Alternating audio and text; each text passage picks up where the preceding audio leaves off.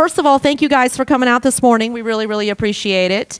So we're going to start with Mayor Long, and I think we have to discuss this after what we just been through. How is the city, recovering from Beryl? Yeah, so in general, League City held up pretty well. Obviously, the biggest issue we had was power outages. TNMP and CenterPoint dropped the ball. But in terms of flooding, I think we did extremely well. So since Hurricane Harvey, we invested, over $90 million in infrastructure. And so after you spend all that money and you go out for those bonds, you're a little bit worried. I mean, hopefully $90 million got us somewhere and we, don't face the same issues. But all the new projects and all the new things that we put in really did work. And so we did not have any large-scale flooding, really any big problems at all from water. Of course, the wind certainly did some damage to some trees, but no huge issues besides trees and fences. And so, really our biggest issue was the power, and that was kind of an issue I think you saw all across Houston.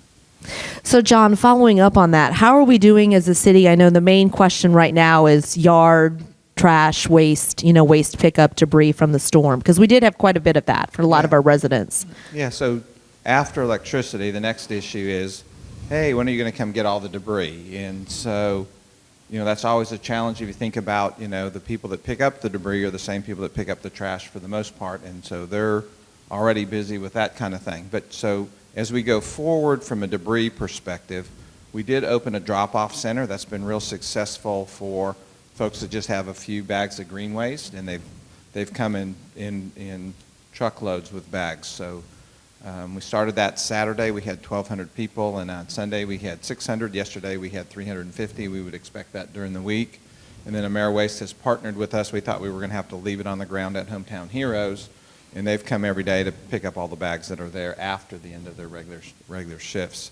And so then the other piece to that is the big debris. So as TNMP has gone through the older neighborhoods and cut trees and left limbs on the ground, all of those have to get moved to the front.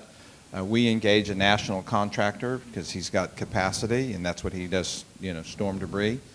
We met with him on Monday. We anticipate he will be picking up debris no later than Monday, hopefully Friday, and so that's going very, very well. And then those folks that still have green waste bags from the storm and stuff, AmeriWaste, we're going to start picking up those on Sunday. So if your trash day is Wednesday, Saturday, that's the first area they're going to hit, and then they'll go consecutive Sundays till they get all the bags picked up off the ground. And again, in the neighborhoods less that weren't hit as hard, you're welcome to continue to take those up to Hometown Heroes. That's open every day so far, as long as we've got room and we can get the bags removed kind of as they... So to be honest with the residents, this isn't going to happen overnight. We're looking at probably 2 weeks. Well, certainly 3 weeks more for the bag debris. The big limbs, Crowder Golf has to kind of get started, but they, anticipate 3, 4, 5 weeks for that kind of thing. So, but then that's the residents need to get the big stuff out to the curb so they can pick it up and segregate tree limbs from construction debris like fences. And certainly to keep it away from your regular trash as we continue pickup, because that hasn't been delayed at all. If you start mixing the bag trash with the leaves and stuff, AmeriWaste isn't going to be able to tell the difference, and then you're liable not to get it picked up. And then you call me, and then AmeriWaste goes and picks it up. But let's see if we can get it right the first time. So. And a couple questions we've had, and if you get these questions as from your clients, don't burn it. We've had people burning trash actually in their fire pits in the backyard, burning their fences, which of course, noxious fumes, not a good idea. So we just want to put that out in case you get a question, because you cannot burn your debris in League City. That's a no-no. So switching gears, Mayor Long, League City was recently named one of the safest and most affordable cities to live in. Why do you think that is? And certainly that's a selling point for all of you guys out there. One of the safest cities and one of the most affordable. Yeah, so I think safety comes from a lot of different areas, right? I think it's the demographics. I think that's why people move here. It's our kind of lack of anything that kind of attracts crime. But we also invest a whole lot of money into it, and we have a great police department, kind of a proactive public safety approach. And so when we look at top priorities, it's public safety number one, and that's everything from police and fire and EMS, of course. And we continue to invest in those resources, and then from there, we start worrying about infrastructure. But public safety always comes first, and just it's maintaining that kind of big small town feel. And maintaining that kind of safety and security in the neighborhoods is kind of the top priority. And what about most affordable? Yeah, and so most affordable, I think when you look at it, we try to achieve affordability through a variety of different ways, right? So we want high quality housing stock, we want really nice neighborhoods, but we're still in growth mode, so there's still a lot of new houses coming up inside League City. And then so the city can really impact affordability in a variety of different ways. So I think we impact it most directly by attacking the tax rate and making sure that we're running an efficient government, consistently lowering the tax rate. But then affordability comes in a lot of different ways as well. So it becomes in ways, it's affordable to go out to dinner, or it's affordable to access basic services. And so we try to keep the regulations down on a variety of commercial businesses as well. So kind of working on it in a variety of different ways, I think from the city's perspective, help keeps it affordable. And we've just seen kind of great results by approaching it from multiple different angles. So back to police, we are one of the safest cities, as I said, and I think that's because, and you can elaborate on this, we're giving our police force, which are obviously extremely qualified, but we're giving them the tools that they need as well. Yeah, so with all the, to add on to what Mayor Long said, with all the public safety investment, one of the big things we did was a real force multiplier, and it's called flock cameras, and so it's a license plate reader.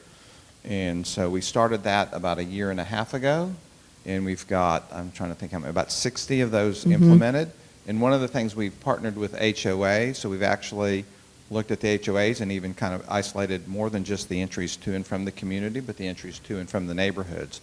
And so we had a strong program with that. We invested another $200,000 and supported that program, and then we've got the ones that ourselves. And we found that very, very successful. We continue to add police officers every year. We added 6 this year. Likely we'll add 6 more next year as we continue to grow.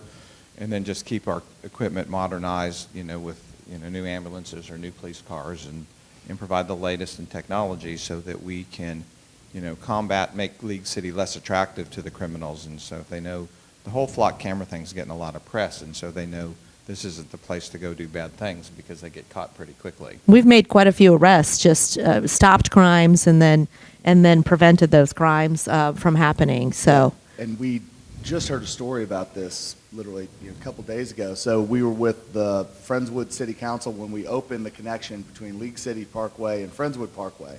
And they had one of the flock cameras there, and one of the councilmen had his wife's car stolen out of her driveway in Friendswood. The person fled into League City.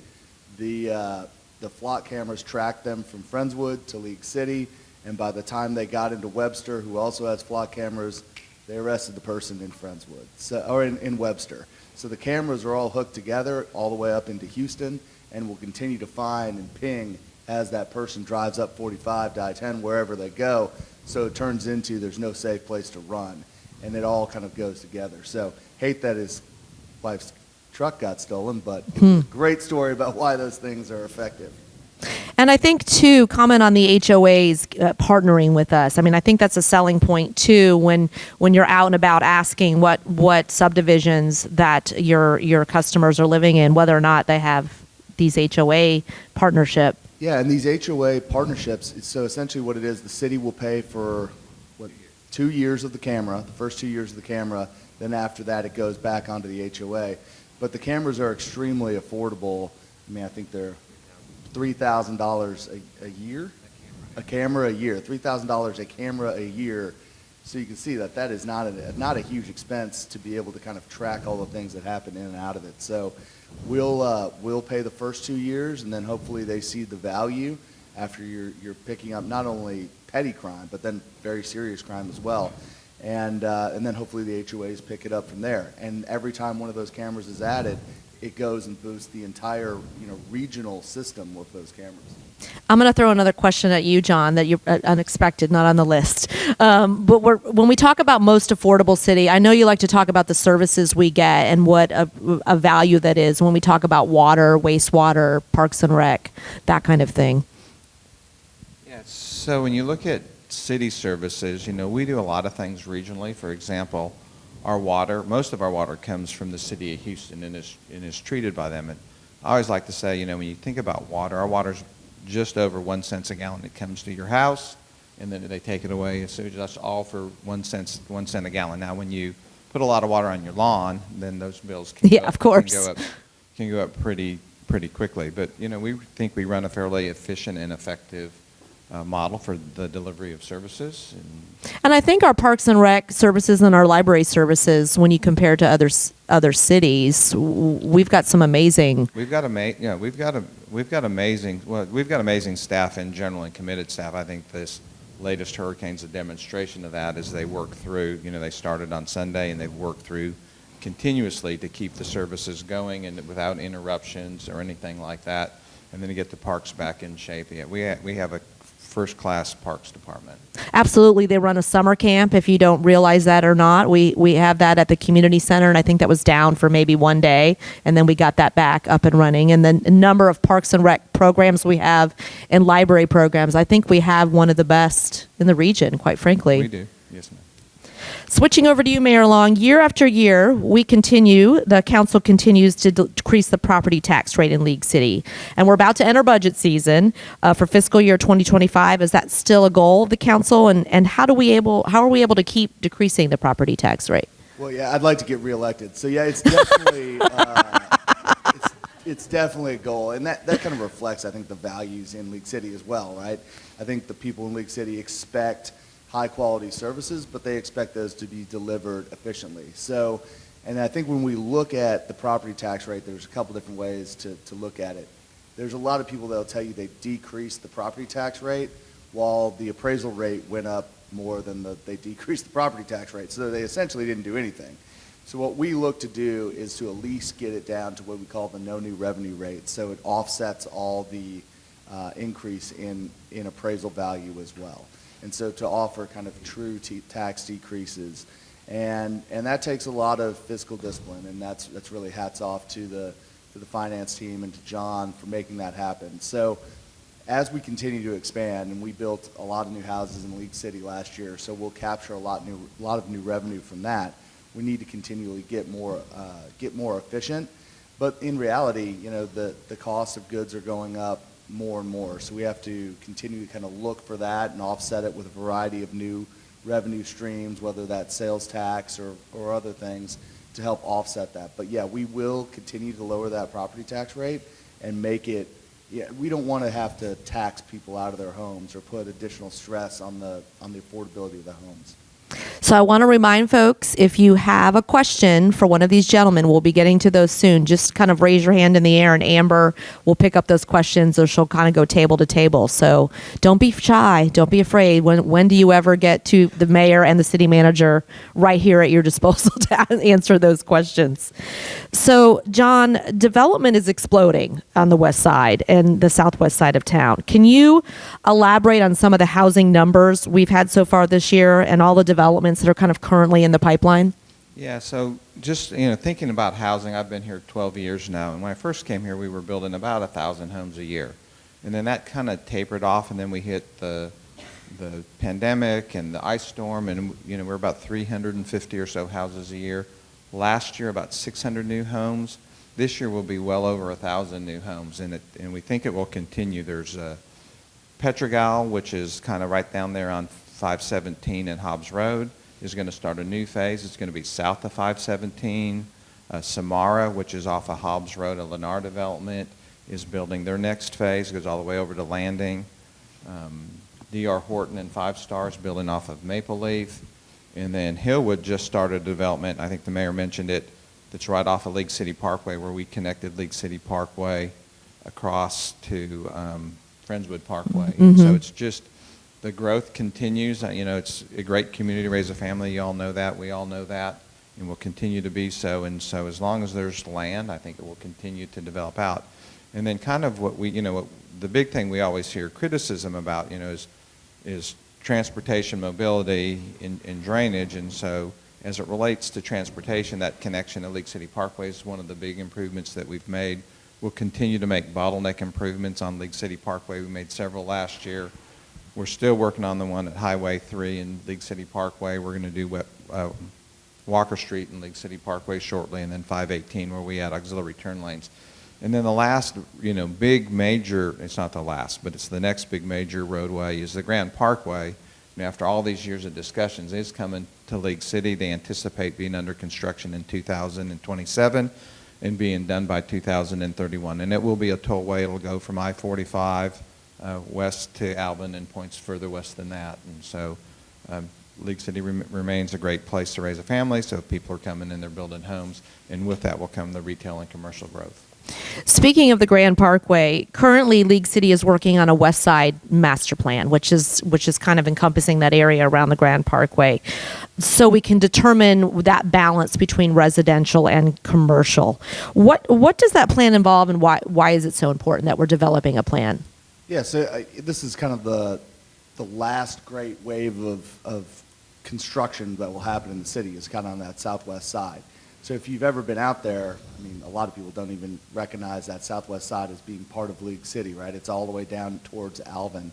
And so it's pretty much a blank canvas right now. And so it's our opportunity to get things right. So in the preceding building booms, we did some things that were right, and we did some things that were not correct, right? And then we're suffering the problems of that now, whether that was drainage or traffic or just layout or maybe not enough commercial space. So really, as we're laying out that green field, it gives us an opportunity to design it in the proper way, to put some more thought into it, to lay the streets out the right way, to make sure we're saving enough space for commercial or green space or what have you. So it's kind of a blank canvas out there right now, and this gives us the opportunity to kind of paint that canvas. On that note, we've had a lot of comments from our residents as to why don't we just leave that land alone and do nothing with it. So we want to be clear to our residents that we don't own that property, and certainly buying that property would be, outrageous to the city. I think if you look at all that property, the thousands and thousands of acres, the mayor who said he wanted to get reelected would have to raise the tax rate for us to buy all of that. Yeah. He has told us that we're not doing that. So, but we say that and we joke about that. As that property develops, we have pretty strict requirements regarding dedication of green space and park space. We've already got a commitment for 100 acres of new parkland over there, and there'll be more. There'll probably be another 100 acres on top of that. Yeah, so to go on top of that, we're not looking for growth's sake. We're not looking for, low quality neighborhoods. We're going to push for neighborhoods that drain properly and have all the different pieces in it that are higher quality housing stock. I don't see us needing to grow past 1,000 houses a year. 1,000 houses a year is a lot of houses. And if you look at it over there, that is, that's 10,000, 20,000 homes are going to be put over there. So we can grow more slowly. We don't need to push faster or give stuff away to developers in order to grow. So it's certainly the developer's land, and it's their right to do with it as they please, but it's our responsibility to make sure it's developed in a responsible, sustainable fashion. Next question. We all know League City is a great place to live and play, but currently 80% of our population drives into Houston or somewhere else for work. What are we doing in terms of economic development to kind of bring more jobs to the area? Yeah, so I get asked about this a lot, and I'm not here to try to bring in factories or distribution centers or even give big corporate giveaways to bring in large office buildings. I really think the time of doing that is well past. I think the best way for League City to be economically viable and attract in sales tax is by creating quality housing stock. So if you just understand how the tax rules in Texas have changed over the past 5 years, it used to be that cities would try to go out and win these big distribution centers because when somebody ordered something to their house, the taxes were paid where the distribution center was located. Well, that's no longer the case. So if you order something from Amazon, even if it's delivered from North Houston, the sales tax is paid at the address it's delivered to. So it's paid at the house. So now we're capturing all that sales tax value. So my thought and kind of my desire is, as people continue to work from home, as the sales tax now follows the residents, is there's no reason for big giveaways to retail or big giveaways to office buildings. It makes much more sense to invest our money to create high quality neighborhoods that bring in, that allow people to have a great place to live, where they can still access the transportation they need to move around slightly. And as work continues to evolve, I think that makes more sense than spending the money elsewhere. Why do you think people are drawn to League City? What do you think makes such a great place? I'm from League City, so I grew up here in League City. But and I married a girl from League City, so that was the draw for me because I wanted to stay married. I think the big reasons is it's a affordable, safe place to live with great school district, right? And I think that's the primary reason people live here. The secondary reasons, you have a lot of recreation activities, from the water to the parks and rec systems, and it's still very easy to get into downtown, right? And so if you have also NASA in downtown, it's pretty easy to get there. Maybe a little bit harder to get to the Galleria, but there's still points in Houston that are extremely easy to access, and you have a better and a higher quality of life. So before we get to those questions, so ladies, if you want to bring those up for me, anything else, John, that you would like our realtors to know about what we're doing to prepare for growth, or anything on the horizon? I do think we're well prepared for growth. We've done, master planning. We continue to improve the utility systems. We've tackled the drainage. We've tackled the drainage in the older neighborhoods. We've enhanced standards so that the new neighborhoods detain as much or more than they generate, and so we'll continue to be a great place to live and to do business, and we'll continue to work on the transportation and all the issues that are associated with growth. So we do appreciate y'all being here, though. That's a big question, particularly for folks that may be moving into an older neighborhood or a neighborhood that's next to a new subdivision. The number one question is like, are we going to flood because of all the drainage coming from the new subdivisions? Can you talk a little bit about why that's not necessarily a concern because of restrictions we have in place? Well, as we build new neighborhoods after Harvey, we took a look at our standards. We increased the standards. We not only look at a 100-year event, but a 500-year event. We increased the freeboard on a detention pond from 1 foot to 2 feet, so there's additional capacity there just in case we get the extreme events. The neighborhoods along the creek are still tough because we haven't come up with a solution that we can afford or pay for yet. But we continue to look at that. We continue to work regionally on some of those issues and add detention upstream. But it isn't as effective as what we have done in the older neighborhoods when we added detention and added some storm sewer systems, and in the new neighborhoods where the standards are much more robust. So time for the questions. Here we go. In the Meadows subdivision, we have heard a large apartment building, 3 stories or more, is going to be built behind the Meadows near the church off Smith and across from Clear Creek High School. Can you tell us more about that? Yeah, they're trying to move forward with that project. It's a mixed commercial and apartment kind of mixed deal. They can do it by right, and so they own the land and they have the right to do it. There's really nothing the city council can do for it. I can say there's no special deals for them. They're going to have to follow every piece of the code, and they're not going to get any flexibility out of us on that.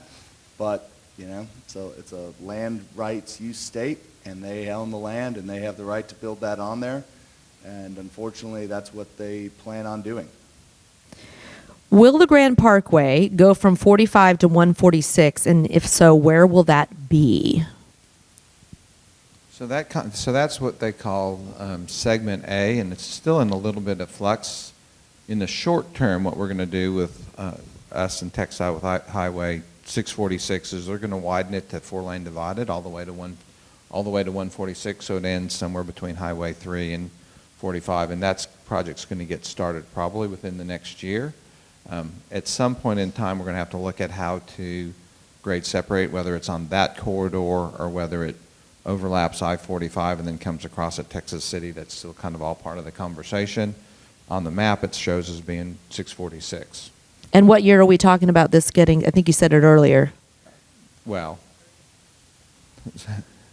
the segment B from 45 to Alvin should be completed by 2031. Segment A from I-45 to 146, there's not a timeline, and we've not really focused on kind of how do we do that next piece.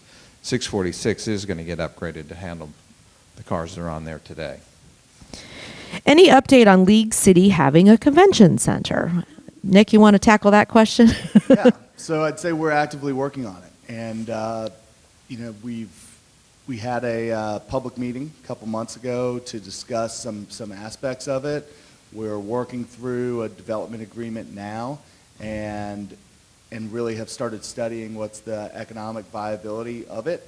I mean, it needs to be self-sustainable. We don't want tax dollars going to fund this thing in perpetuity. So we're working through those studies right now. I think we'll have a kind of an update before the end of the year when they bring back the studies. So then we'll digest them and then present them publicly. So I'd say before the end of the year, we're going to have a second public meeting to discuss what those studies and what the results look like. Can you tell us more about the new Legacy neighborhood, and will there be more schools on the west side with all the new homes that are coming in? So Legacy is the Hillwood development, and it's a I'm going to get the numbers somewhat wrong. 500-acre development, 1,500 new homes. It is located west of Campbell Elementary, and so they anticipate moving 200 or 300 homes a year, probably still a year away before houses go on sale, maybe a little bit more than that. And then we talk about new schools. There are schools planned for the west side. There's at least 2 school sites, one in Westland Ranch and then one on the Lloyd Tract, which is along Bay Area Boulevard. And so the schools continue to come with the new residents and new school kids that are moving over there. Yeah, and so most of the development in new schools is going to be outside of CCISD. So it's going to be either in Dickinson ISD or in Santa Fe ISD. So really, I think CCISD is built out, right? Or is there one more maybe? There's, not to correct you, sir, but there's 2 school sites for CCISD, and there's a conversation about a Santa Fe school site south of, well, in the Santa Fe district, north of 517, but in League City on the tract along Bay Area Boulevard. And then the Dickinson School District in League City's nearing build out too. So most of the new, half the new stuff or more is at Santa Fe. Any future plans for affordable housing, either projects or initiatives? No. I mean, at the end of the day, it has to pay for itself. And I think just because of the land value being where it is in League City, affordable housing is going to be real tough to build in League City. Also, there has not been much demand from it from a citizen's point of view. In fact, it's kind of the opposite. Maybe the largest complaint I get, besides traffic, is apartment buildings. They are not extremely popular. We aren't going to make it easy to do them here. If you have the right to do it and you own the right land, well, then so be it.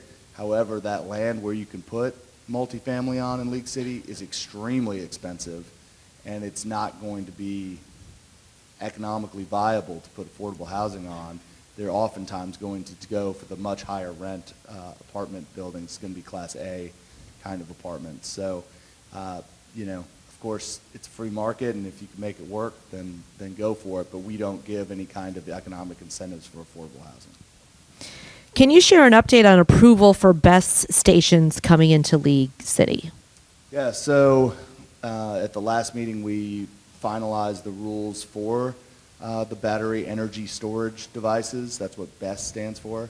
I feel like an expert now that I've learned so many of these acronyms. But, we passed extremely stringent standards. I think everybody on council sees the benefits of them, particularly when you look at what happened during the freeze. And, for these larger scale projects, it would be nice to have 6, 7, 8 hours of capacity to bring the power back on in League City.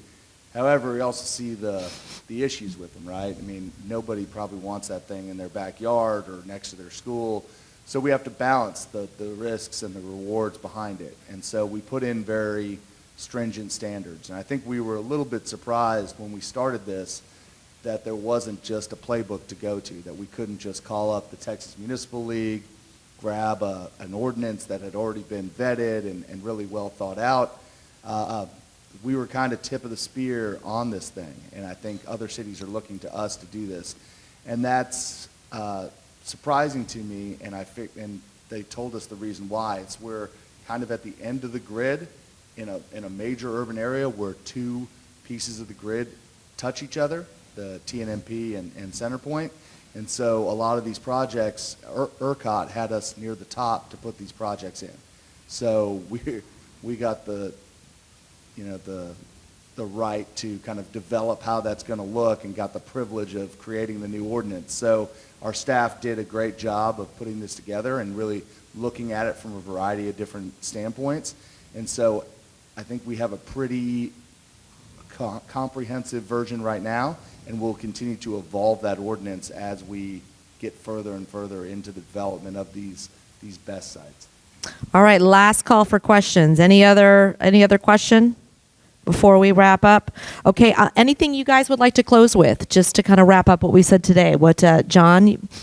Well, one of the best things we get to do is talk to the folks in our community and enjoy hearing your questions and providing answers, and want to thank you for coming out today. Yeah, I mean, League City is a great place to live. We have high quality housing stock. I really appreciate what all y'all do. And if you have any questions, come talk to me afterwards, or my actual real cell phone number is on the website, so you can call or text that as well. Probably in this last storm, I was getting quite a few messages about when the power was on. I had to tell people we don't have any control over it, but I will gladly yell at Centerpoint for you if that's what you want. Well, thank you, gentlemen, for coming out today.